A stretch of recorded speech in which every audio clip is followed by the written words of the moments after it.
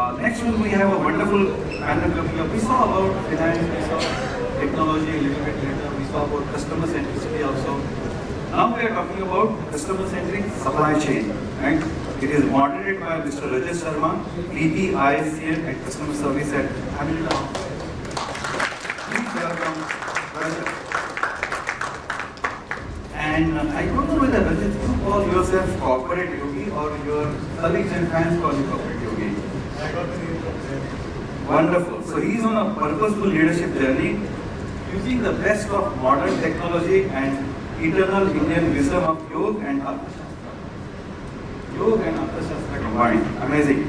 So let's give a round of applause for the panel. Ms. Sukanta, Resident and Chief Logistics Officer at Hindalco.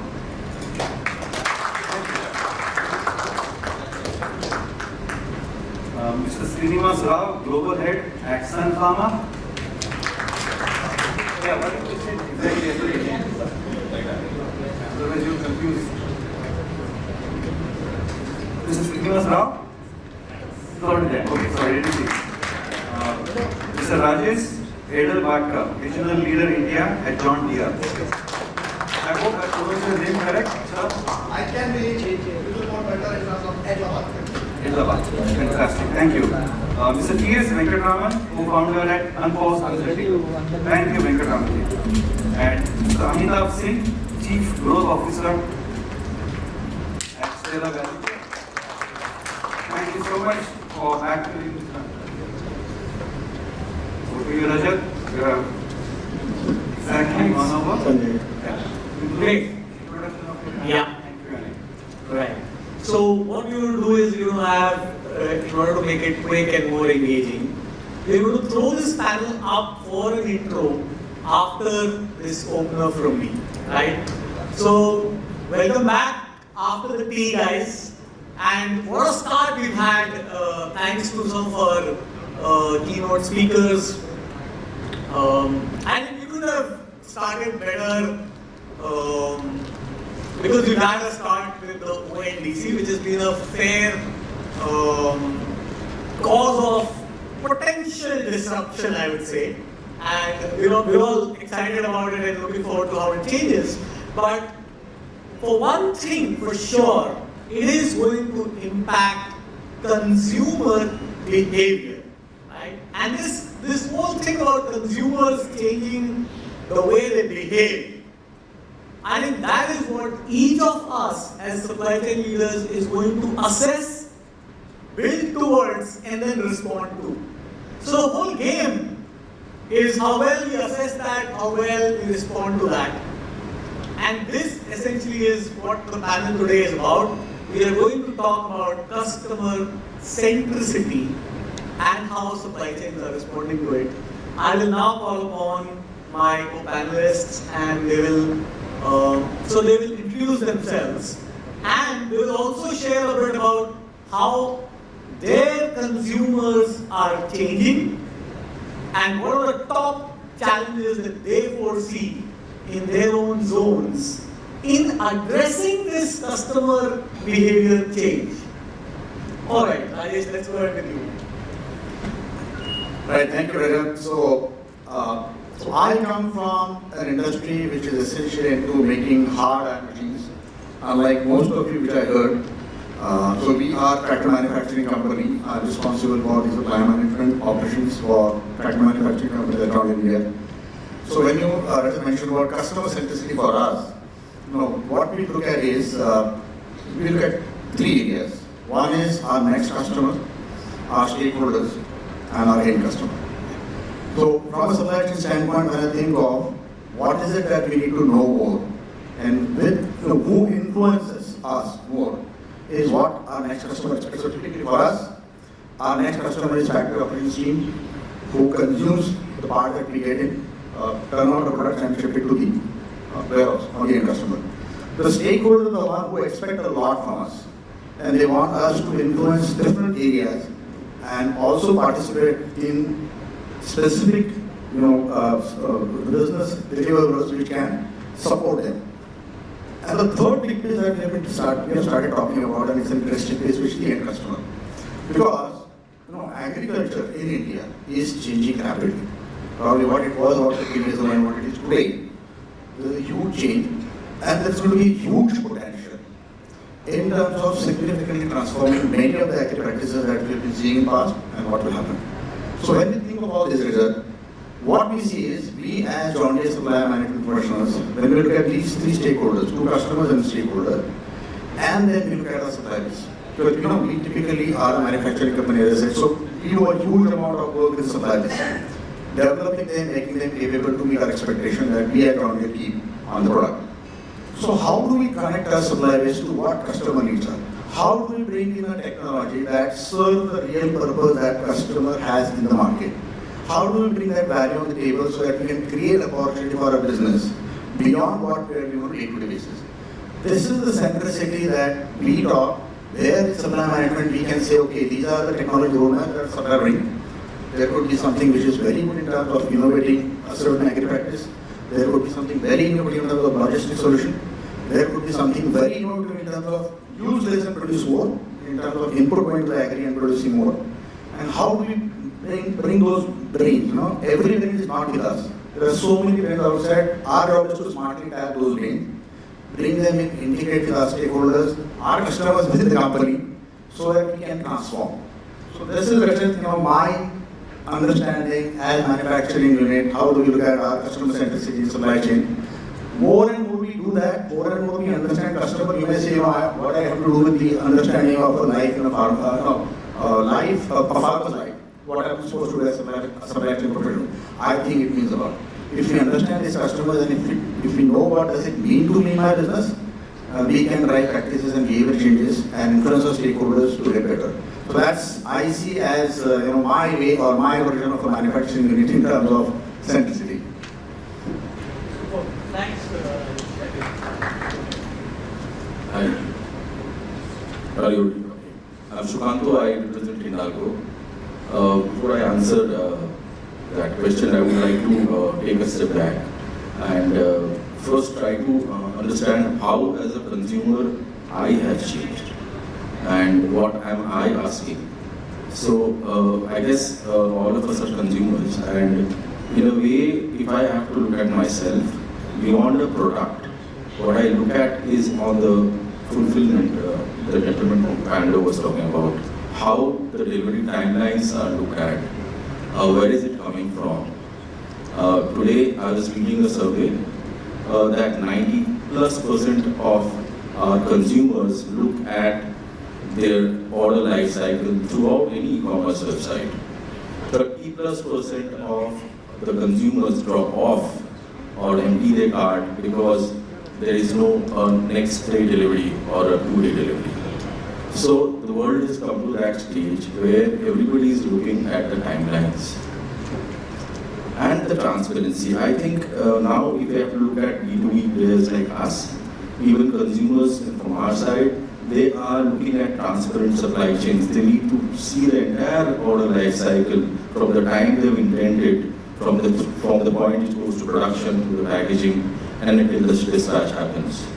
Within those, again, they have their own preference these days of having packaging material which are biodegradable, having containers which are impeccable, having containers or preference towards shipping lines. So all these are the new requirements of consumers, even from our B2B segment like ours. Though we are the world leaders in aluminium manufacturing, we have big customers like Boeing and the Airbuses.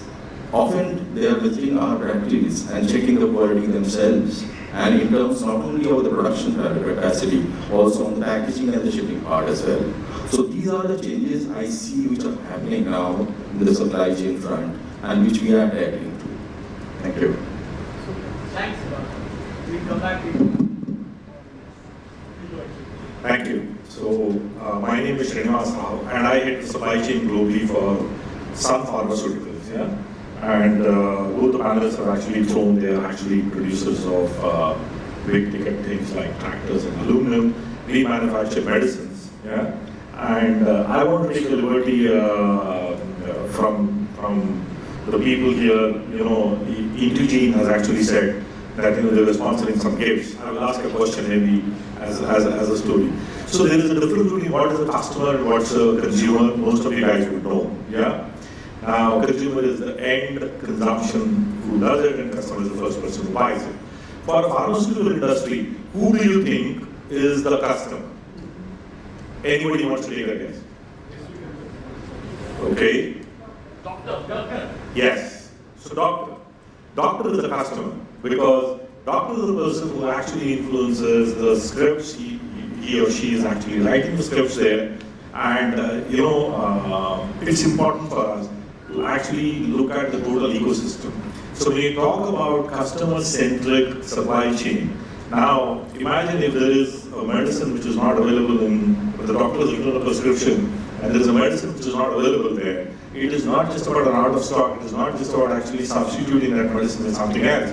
The whole chain goes back. It goes back to the doctor has to write back another prescription. That prescription has to go to the patient has to come back to the chemist, and so on and so forth. So, all I'm trying to say is that, the importance of customer centricity has actually grown in the past decade or so. And I was so glad to actually hear Rishikesh talking about ONDC, for example, and I was actually having an offline chat with him that, ONDC has got a fantastic case for actually doing distribution, last mile, etc. in pharmaceutical space, for example. Yeah. So my take on customer-centric supply chain is that we have to actually not be only looking at the distributor only or only the end consumer, but also important to kind of see who our real customers are. What is it, who is actually influencing the demand? That's an extremely important element we need to kind of carry as supply chains. Yeah? Thank you. Lovely, Ashwini. I think this would have been one of the best things to talk about, the difference between a customer and a consumer. And I think a lot of the supply chains, a lot of business strategy teams formulate their decisions, base their decisions on this elementary difference between who are we influencing and who's influencing the actual buy of our products. All right, Venkatram, over to you. Yeah, hello. So my name is Venketram. I been about 25 years over in FMCG supply chains, Unilever, Kellogg, Britannia. Currently, I run my own consulting practice, which is about 7-8 months old now, called the UNPAUSE Consulting. So I think, pretty much echo what the panelists have gone before me. But right now, over the last 6-7 months that we're trying to build and help growing companies with their supply chain, I think we see 3 key themes emerging out of how they are seeing the challenges here. I think first is, Manav spoke about agility and responsiveness, and I think a lot of what that goes back when we start doing the root cause internally is the flow within the organization. Yeah, so just and it comes back to some very basic process adherences and discipline, particularly around sales operations planning or integrated business planning processes. How well and how efficiently are they aligned, and they kind of ensure that there is absolute flow within the organization. And in order to leverage that, while it begins with the cultural requirements of the leadership to own the processes, then the trigger or the breakout would be through use of digitization and technology. I think the second thing we're seeing is resilience. More and more people want to, COVID, Ukraine, the experiences of the past have taught them that they need, in some sense, backups. And what they all want to do is have these options, but at no extra cost. Yeah, because who's going to bear the cost of it eventually? Can't be passed on to the consumer. So it can't be, if it can't be borne by the company at the opening margin. So then it goes back to saying, if I have to bear the resilience at this cost, where else do I save money from? So paranoid focus on cost cutting. And finally, a huge focus around sustainability. So ESG practices, and more and more people, as a consumer today, and Sukanta spoke about him as a consumer shifting pattern. For me, one thing that's changed is I've become a label reader now in a very big way. Yeah, I love to read the label. I like to know where my product is coming from. If it says organic, I like to know that it doesn't have anything else. Very, very conscious of how quick to market are they. So some of these we are changing as consumers, and we see this changing behavior being incorporated in our companies and how we are responding to it as well. So agility, resilience, and sustainability are perhaps the key things. Oh, that's a lovely view, especially coming from a consultant, Venkat. I think it's great, but I think this is a common observation across most sectors, most industries today. Even when I look at myself, I echo what Venkat is saying. We've really started to read the labels lately, right? More than what we used to as young professionals or kids. And I don't think the earlier generation, my dad would have read all those labels on where it is manufactured and what it is manufactured out of, and even thought about what impact it has on environment and economy or either of them. Right? So I think that's a huge change that's happening, and it's driving a lot of product innovation today. All right, so we come to Amit, so we've seen manufacturers, we've seen consultants, and now we have the one who serves both of them. All right. Hi, I'm Amit Singh, Chief Growth Officer, Stellar Value Chain Solutions. Some of you in the forum are very familiar faces, so you would know about Stellar. I'll take this opportunity to give you some insight into what we do. Stellar Value Chain Solutions, we are a leading tech-enabled supply chain company. We are enablers basically. We have a pan-India presence. We operate 17 million square feet of warehousing across different industries, and that cuts across auto and industrial, consumer, which is consumer durables, and fashion and lifestyle, and e-com. So the advantage of working across industries is we bring to the table the best practices across industries. We have a steep learning curve, we have mastered the game, and we are enabling other companies deliver the customer expectations. So I would just want to split my views in two parts. Since this subject is about customer centricity, I would talk like an individual consumer to start with and try to define the expectations that the millennials and the Gen Z has today. And then we come to how we are enabling the customers to deliver that. So trying to be that demanding customer of the current generation. So what are the current consumers expecting? And since we cater to B2B, B2C, D2C, there are different end consumers with different set of expectations. So trying to be that demanding customer, I am that customer. When I go online, I want whole range of products. I would want to compare the products. Then I want to see the suppliers who are supplying those products.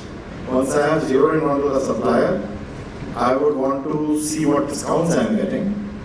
Once I have got some discounts there, then I want to figure out the EMIs that I can get after that.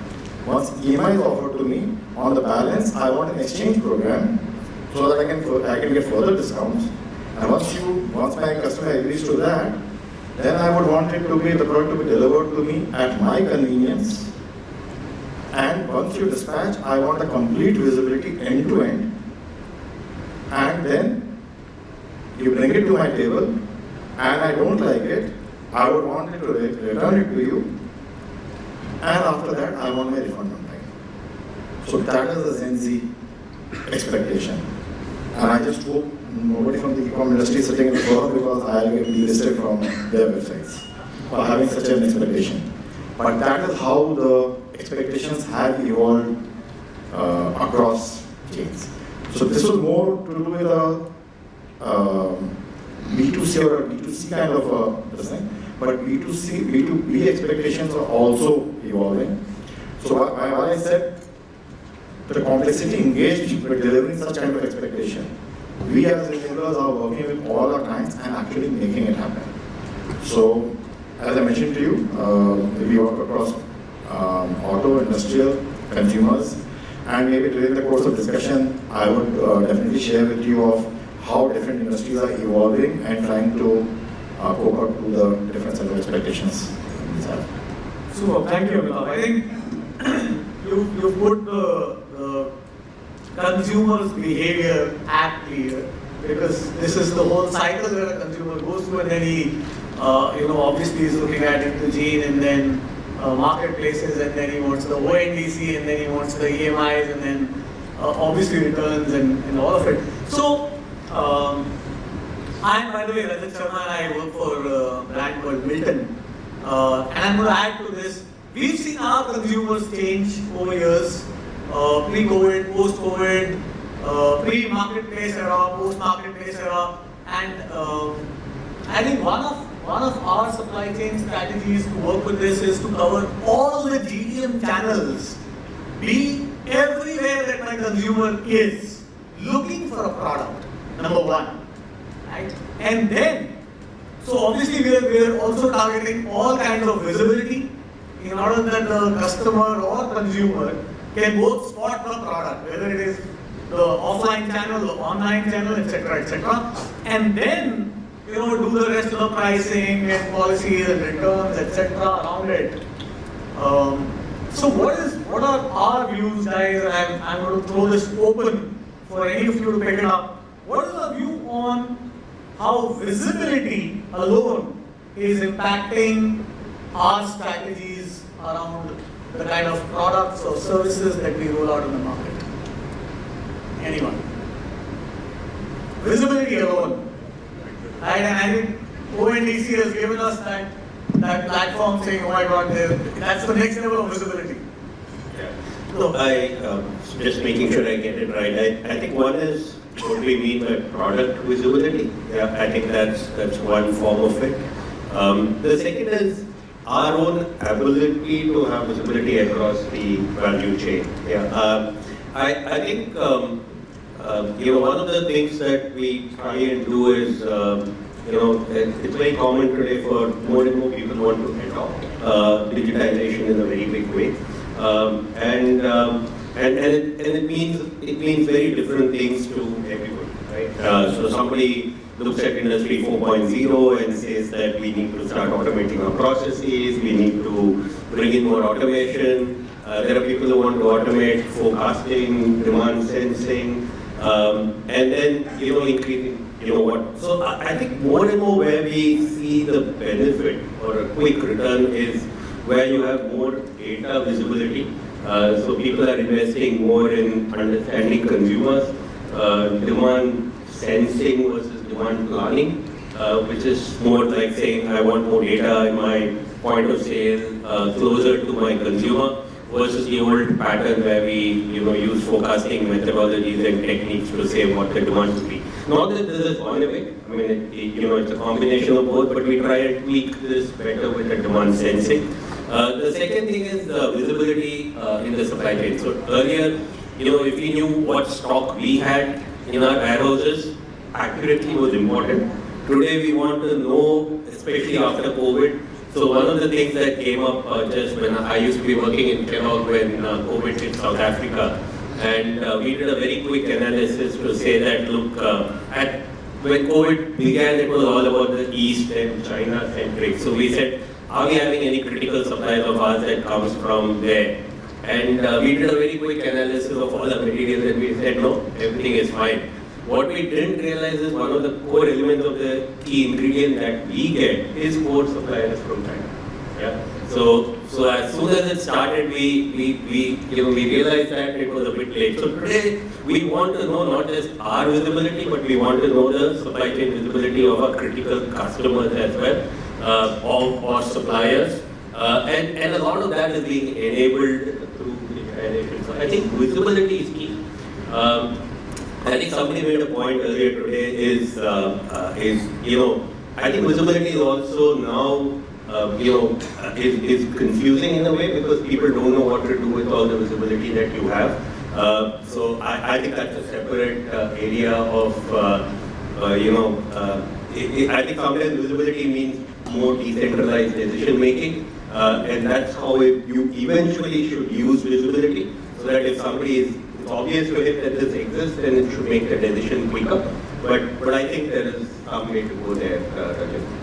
I think we just come back. I think it's very interesting when we talk visibility. One is from the consumer's point of view, and I'm going to mention that one of the groups that I was attending, we really said that today, other than the supply chain leaders knowing what stocks they have in the warehouses, it is the consumer who wants to know exactly what piece are you having in what warehouse and where do I buy from, and so we've really taken a huge step in terms of visibility in a couple of years. I was just going to touch upon the same point. Actually, when you talk about transparency and visibility, so two parts to it. One is external, one is internal. When you talk about transparency, and the point that you just you were mentioning, when you visit websites, I'm not just talking about products, I'm talking about services also. When you visit a website and you're trying to book a hotel, you exactly know how many rooms are available at that price, or you're trying to book a ticket, you exactly know how many more seats are available at a given price. So, from a delivery perspective, the customers, clients are evolving to an extent of not just delivering a promise, but making it visible to the client beforehand, or what he can get at a given price. It starts from there. Then comes the internal visibility, which is end-to-end supply chain visibility. Generally, when we talk about visibility, we talk about track and trace. That is the most common discussion here, and that is enabling from order to dispatch to endpoint delivery, visibility across the chain. But I think it's far more than that. We are working with some of our clients from the largest commercial spare part manufacturers, and they have had the challenge. They have their suppliers, then they have the suppliers' warehouses. We don't really have EMI still active in India, not much there. So we have the suppliers, they have the warehouses, then they have the in-house stores, then they have the line feed, and then they have the endpoint consumers.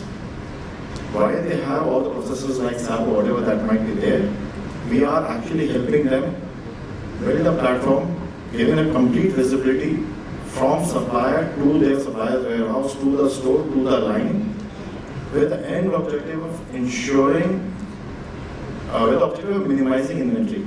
End objective is to minimize inventory. As of now, the buyers from the client side are investing a lot of time chasing suppliers and ensuring, and that is resulting in maybe a surplus inventory. A lot of buyers chasing, because on a line feed you can't have line stops happening. So I think one is external visibility and other is internal, where we are actually helping provide technology platforms and ensuring visibility end-to-end with the objective of minimizing inventory. End of the day, obviously, it's helping reduce cost also. We'll go back to Srini because he wanted to add something, but I want to take a stab at the visibility and fantastic stuff said by Amit and Venketram. What do you do with the visibility is a question which actually people asked in the previous one. Yeah? Of course, I have to make decisions in time, which will actually save money, improve my service level. I will give a very simple example. Any FMCG company will have more than 1,000 distributors in this country. If only I have the visibility of the stock of all the distributors with me, by rebalancing that particular stock on a daily basis, on a weekly basis, I guarantee the service levels to their customers, which is to the retailers, will improve by at least 300 to 400 basis points. Okay? I can tell you, by rebalancing the stocks within the distributors, there is a possibility for us to actually reduce stock returns in pharmaceutical goods. So on an average in pharmaceutical, by law in this country, we are supposed to take back all the expiry goods, whether it is from the patient or whether it is from the retailer or from the distributor or from anybody. On an average, this country writes off about 2% of material for expiries. And I can tell you with guarantee, at least 35 to 40% of that write-offs will come down as long as I have the visibility of this particular thing across the place. Because in some places, the medical reps are doing a fantastic job of actually, let's say, getting the prescriptions written by the doctor, and therefore the goods are moving very fast. In some places, medical reps are not doing a good job, therefore they are actually expiring the goods. So, what do I do with visibility? I need to make decisions in time. Okay? And I keep giving this example many times that, well, I can get a visibility for a 100 rupee book which I order on Amazon or a Flipkart. पूरा जन्म कुंडली मिलता है मेरे को कहाँ से निकला कब आने वाला etc. But for a 2 crore worth of truck which I dispatch from my warehouse, I don't know if it has got stolen in the midst of Bihar or any other place till the time the transporter calls me and tells me. Yeah, such paradoxical it is. But that's the state of affairs we are in. Yeah? If only I have some visibility to those stuff, I can make decisions in time. So that's the additional stuff which I thought I want to kind of give you. There's some very, very interesting vendors out here waiting for you, Srini. Yeah. I'm sure that's all your problems.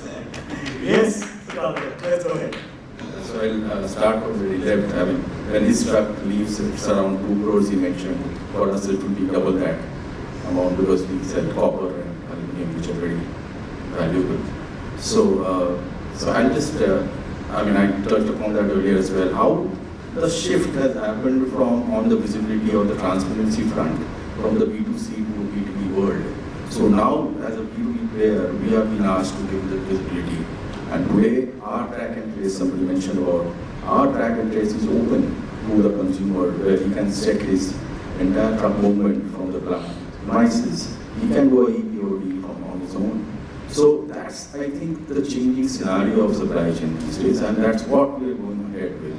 So today we are taking a step back now, how we can further integrate them with blockchain since the time our production goes in, so that we can increase that transparency, and with that we increase the confidence in our customer and hence increase sale.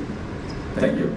Lovely. So I'm going to take up, before we go to Rajesh again, and I have a question, Rajesh, for you, but I'm going to bring in this example when I was having a chat with one of my friends, and Amit was referring to internal visibility and external visibility. So this friend of mine was asking, today, in any of our mature vehicles, sophisticated vehicles that we use, if I take it to the workstation, in about half an hour they can tell me what's wrong with it, what is not wrong with it, and they can track the levels of the brake fluids or engine oils, etc. that I'm currently having. But why can they not tell me that while I'm on the go and tell me, there's the nearest workstation where you can kind of divert your vehicle and get it fixed right now before you fall into a problem. So that's the kind of expectations that we are looking forward to.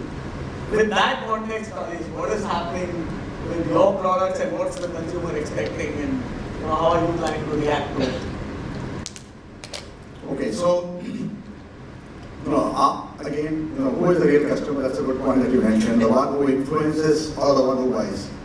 So in tractor or agriculture, the consumer who is essentially a farmer. Okay, if you look at this consumer about 15, 20 years ago and now, okay, there's a change. There's a change happening. We had never imagined tractors to be sold on a digital platform. We always felt the customers would walk in to the dealer room, to the dealer. He will look at physically the tractor's products, and then he will make a decision based on the work style, appearance, compare different competition, and make a decision. We thought this is the way probably the customer will buy tractors forever. But I can tell you that people are not going to the showroom. People are directly going through the app, looking at, digitally buying products, just by looking at that. So customer profile is changing. The next generation of the farmers, the next generation of farmers which is coming into the business are far more different than the typical customer or farmer we would imagine. So customer profiles are changing. Customer expectations are changing. I don't know how many of you have seen tractors which are with full AC cab, which are with operations which do not require them to manage to operate clutch. There are very, very sophisticated transmissions that are coming into the products where you don't have to operate clutch too often. Sooner we will see a lot more satisfaction than we would ever imagine. And these are all expectations driven by the customers who want more comfort, feel, and pride. So tractor is not just a machine to be used mechanically for an agricultural application. People are looking at more as matter of what they own, the technology, comfort, and they want to take also. Customer profiles seem changing significantly. So what it means for us as tractor manufacturers is, and one thing I'll talk about, probably we have heard about connected machines. So for us as manufacturers, if we are able to connect machines and we are able to draw in a lot of data, through that connectivity, it actually is telling us every day in, day out, the behavior of the customer, the behavior of the machine. And it's telling us, what we do versus what customer actually uses it, whether connect or disconnect. So we kind of take back all of that information back into our business, because imagine if we are able to connect all the machines, if we are able to connect, get all the applications, all the customer field tractor data, day in, day out, we generate huge amount of data, and with smart data analytics, it can throw some very vital signals, and it can be a game changer in terms of what organization can do towards improving customer experience. Imagine a customer is driving a tractor on the road, and he's told, by the way, if you drive 1 more hour, your gear is going to fail in the third set. You better replace it now. Otherwise, you will have a downtime, which is going to be about 10 hours. This can fix your problem in the next 2 hours. Can that happen to a customer? Oh, by the way, your engine oil is due for replacement. It's already bad, contaminated. It's time for you, otherwise you will start losing your engine efficiency. And these signals keep coming. So, smart inputs that come to the customer. So, we see that happening, and a lot of those transformations will come. People realize there's a value for company, value for dealer, value for end customer, to make our products to really match to what customer does day in, day out. No, we build products assuming customers are going to use that way. But when we start getting information, this is what actually customer does. And I'll tell you, we exactly find a lot of things completely different than the way we think we have built a product and customer is going to use for. They're smart people. They know how to use your machines to the best of it. And those insights, when they start coming in, it changes a lot of things internally in terms of driving customer-centric changes, customer-centric processes, and just meet their expectations. Kind of, he felt he wanted this, and we have given it. Before he tells, this is what we need. So these, I think, are practices that we need to follow to make sure that we get better in terms of responding and understanding the pulse before it's too late. Wow, I think, first of all, I hope that there is no violation of the privacy there of the farmer who's using that tractor. But this is exactly what Meta is saying, or somebody, a lot of us who are using data are saying that we want to use data in order to customize, in order to create more efficiency, sharp data sharing. So the use of data, what data, and how is it being used, I think has changed a lot of stuff. And when you were talking about demand sensing, I think they have started sensing behavior for design now. So I'm going to throw my last question to each of us. What is the top supply chain strategy change that we've all gone through because of customer behavior changes? What's the top strategy change that you recommend? Whoever wants to start off. And Charu, I'm keeping a time tab. I think we have 5 more minutes. So, in my case, we, as I mentioned earlier, now the customer is asking for a lot of choices. In terms of, and if I have to talk about supply chain, they are really cited on the difference. They know exactly, want to exactly know how much well we are doing on the logistics side of our business, so that we can ensure that their supplies are on time. So they are asking us a lot of more inputs than they used to ask earlier. So, and then, if you have to give some examples, we have been, our kind of products which are predominantly aluminum and copper, our export cargo containers have to go through fumigation, which were never asked earlier. We are being asked to have specific bed containers which will not have even slight defect as it goes for any precious metal. So all these changes are, I think, going to be there, and it's going to be, the newer things are going to come up more as we move ahead. That's what I think. So I will go back to customer changing needs, what you were talking about, Rajesh, and coincidentally there's a heat wave which is going on, therefore air conditioned tractors will do well, I'm sure, yeah. And I don't remember if I read it in the newspaper today that the government of India has actually mandated all the trucks should be air conditioned. Yeah, yesterday or today, yeah. So that's right. Yeah. So, there is changing needs of the customer, and then there is regulation which is actually forcing those needs to be becoming the table stakes, etc., etc. I still remember when Volvo launched their trucks in India almost 18-20 years ago. They said that we only have an air-conditioned cabin, we don't care about what it is. And they went and actually told the truck owners that giving an air-conditioned cabin will actually increase your truck driving by 100 kilometers a day. That will pay you off 10 times more than the diesel what you burn, blah, blah, blah, etc., etc., yeah? So anyway, so to cut a long story short, the question, coming back to the specific question, what are the changing customer needs which we have had? In my case, there are two things. There's one big thing. As a manufacturing company with a lot of manufacturing constraints, sales guys used to actually sell whatever was manufactured. And the key change in the mindset which I've been able to bring in the last two organizations which I work is to actually manufacture what the sales guys want. Yeah. Now it's always a tussle. And as I keep saying that the leadership actually starts from your own thoughts. Thought leadership is the first thing to do.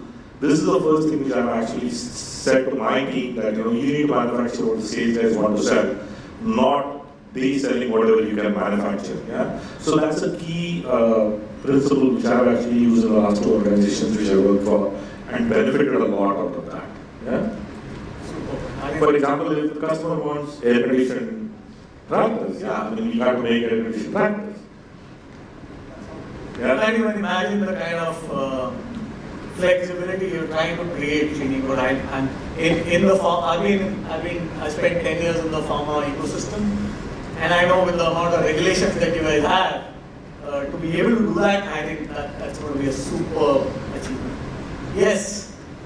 Yeah. As enablers of service, obviously we don't have an individual specific set of customers, since we're catering to customers across different verticals.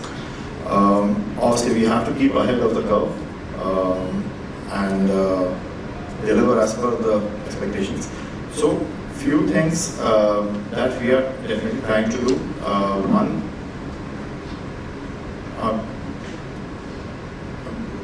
at the end of the day, it's a trade-off between cost and service.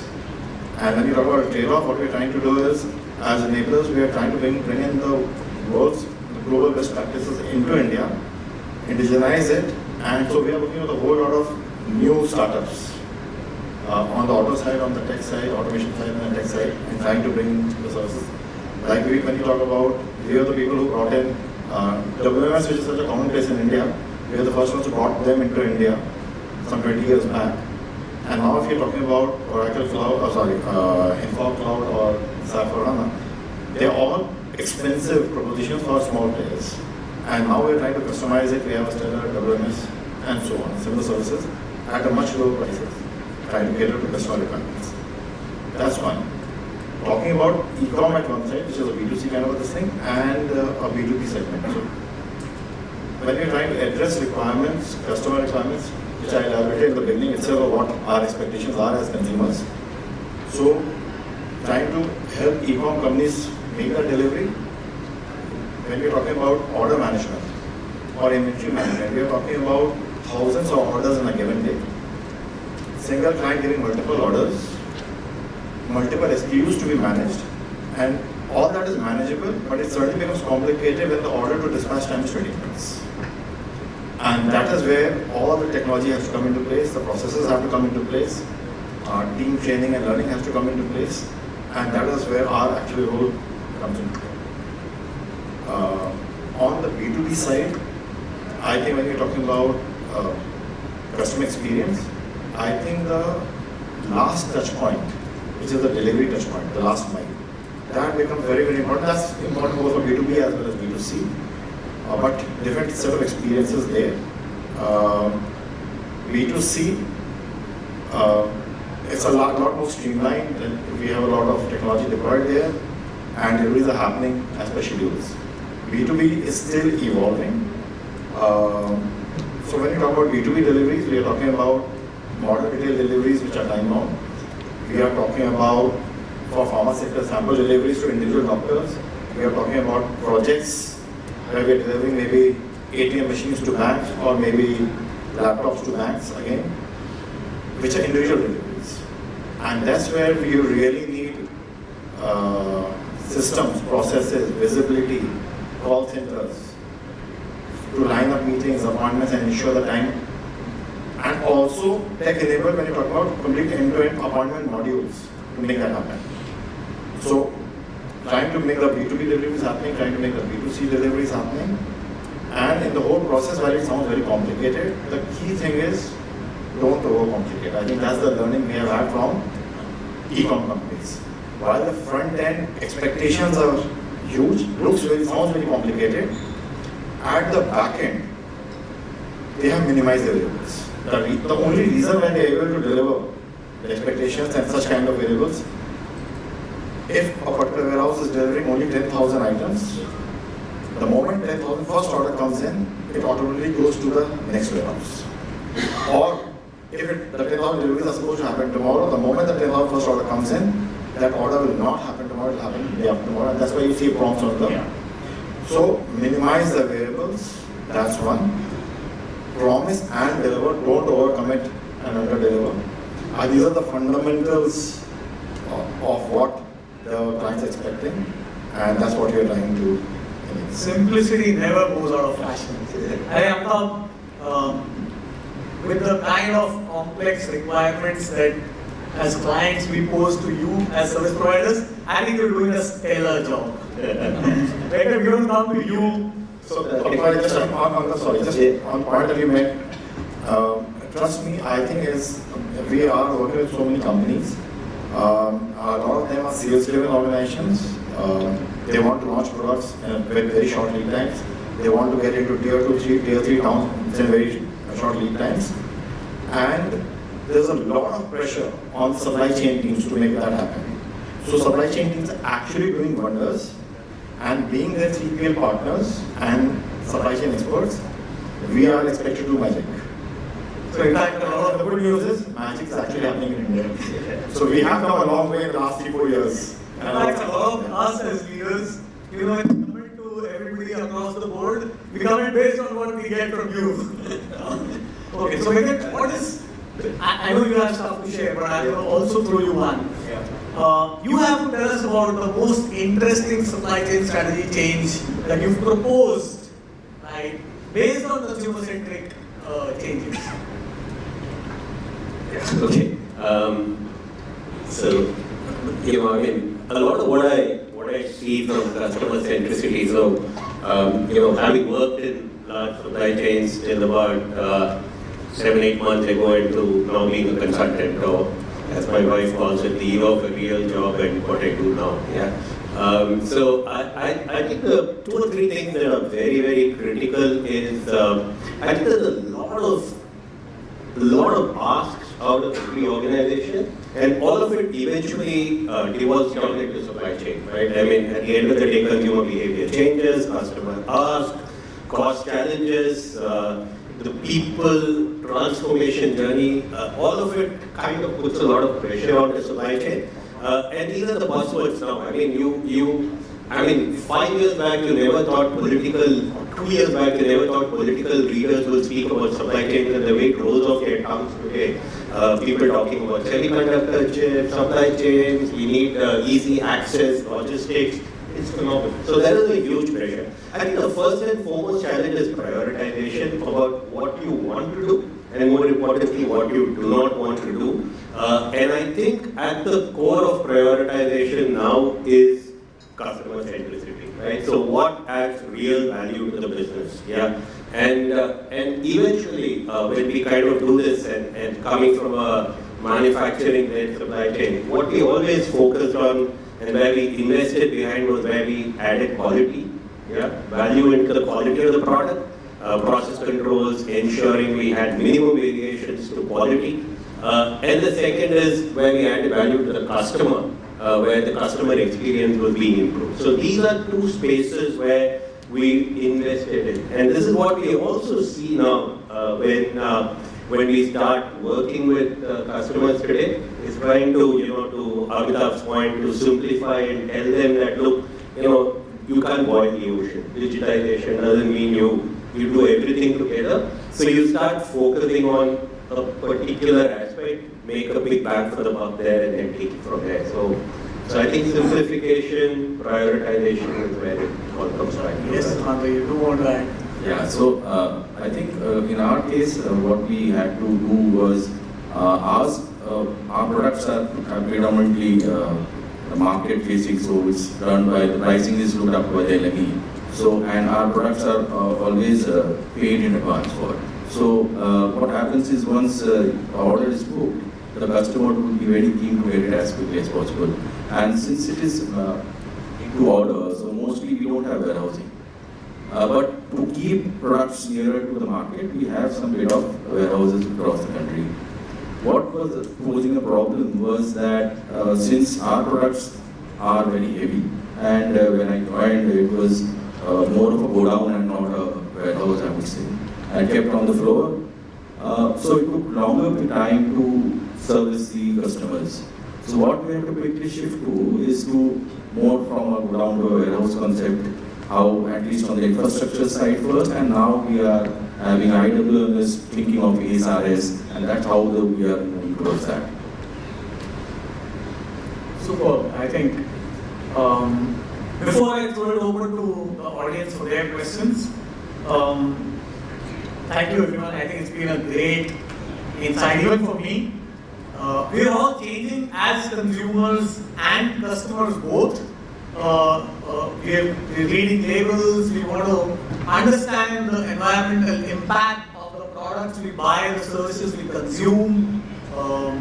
As supply chain leaders, we still manage our cost challenges. We still strive to deliver services and products at affordable prices, and we have our partners who are all helping us do that. I think great round of applause for all our vendors, suppliers, technology providers, consultants, and this whole plethora of knowledge that we draw from as product and service deliverers. In fact, one of the best quotes that I've heard in the last 3 months is, nobody is ever selling a product now. We're all selling services which include products getting delivered and consumed and returned, and there's a whole process. So everybody today is delivering a service in that sense. And I think that's what we're designing our supply chains for. I'm now throwing it over to all of you for questions. Please tell us who the question is directed to, or if it's an open question. Go ahead.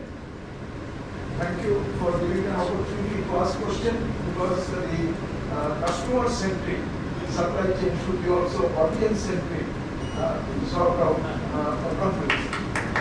So now I have a question from pharmaceutical and food industry, some of the things that were mentioned by Mr. Venketram, that primary and secondary distribution in both pharma and food products company requires some improvement. And can it not be much more data-driven? That is one of the questions. How? And there is also a need for, you agree with me, need for more cooperation between industry and academics, so that even the young MBAs who are coming out, they also know some of the things, practical things, and as a result, they become much more useful in their professional career. So what are the thinking on this, which is an open question? Second question is that the experience we gather. Let's keep one question per person. Right, so that we can have more COVID-19 vaccine, huge amount of just one question. Place. Yeah. What lessons we learn? Thank you. Thank you. Oh, let's answer the first question, right? Yeah. Then it will be chaos here. Yes. Sir, may I know your name, please? My name is Omar Roy. I worked long time in Glaxo. And you are? And the last position was the distribution head. But those days, logistics name was not. Okay, no, I was wondering that if you are from academy or not. And now I am here. Right, I so teach supply chain management in fantastic. Fantastic. You're an inspiration to some of us sitting on the dais here, I can tell you. Yeah? Because I also intend to do the same thing after I retire from my. Yes. So to answer your question straight up, yes, it is indeed a huge amount of journey which we need to do in terms of the cold chain, etc., both in food and pharma in the country. Not just from a regulatory point of view or anything else, but also from a company's perspective, that they can save a lot of money and cost. Yeah, if you actually are able to do it in the cold chain. Yeah. So I can't agree more with you, and I would love to kind of talk to you offline on that topic. I just quickly to just build on that point. I think also a huge amount of shift is already happening with the growing infrastructure in the country today. I think just to give you an example, one of the places we work in, and you never think that people will want to put an ice cream factory in a remote part of UP. But today, UP market becomes so big after the availability of power. Is that you can actually put a cold chain and a freezer box in parts of UP that ice cream penetration is just going through the roof. So I think it's an infrastructure that roads improving means you can move goods more efficiently. Look at the quality of the warehouses today. When we started doing things, warehouse was exactly what Sukanta mentioned. It was a godown. We didn't call it a warehouse. So I think the infrastructure is changing dramatically, and the consumer benefit is going to kick in, and expectations are going to keep increasing. I have one question. While you take care of the customer-centric supply chain, there's a compliance is grossly overlooked. I don't know whether you're aware. Recent case of two-wheeler brand Athol, Ola, and TVS. While putting the MRP, they mentioned to the customer that the subsidy is already considered. FEMA subsidy, which is about 20-25%. One of the customer has written to the FEMA, the ministry, and they have been charged with a large penalty. This is called the unethical component of a large brand. When you do not take care of compliance, you tend to suffer the brand value of the product. I think this is where compliance is grossly overlooked and become regulatory compliance. Whether they are large or small, compliance has to be done. That's what my question. Anybody can do. Can I? Yeah, just one. Yeah. So I think there's no saying no to this. Obviously, yes, a lot of organizations in the history have suffered because they overlooked, not just statutory or regulatory guidelines, but also we all intend to operate and deliver products with a certain responsibility. Right? Whether there is a CSR or not, but I think the intent of a manufacturer or a service provider, it impacts the brand.